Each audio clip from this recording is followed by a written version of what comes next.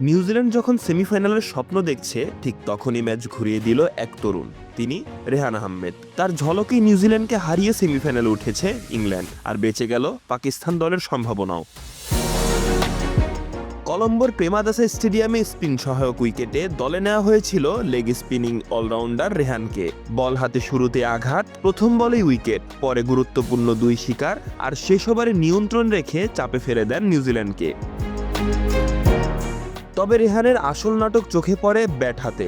শেষ 3 ওভারে দরকার 43 রান। অসম্ভব সমীকরণকেও সম্ভবের পথে নেন রেহান। মিচেল স্যান্টনারকে রিভার্স সুইপ, মাত্র 7 বলে অপরাজিত 19 রান করে ম্যাচের মোড় ঘুরিয়ে দেন তিনি।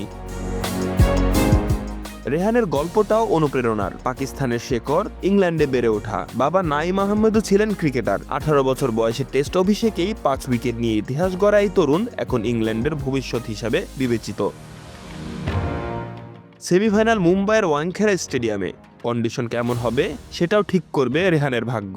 তবে এক রাতেই তিনি দেখিয়ে দিয়েছেন ম্যাচ ঘোরানোর ক্ষমতা তার আছে।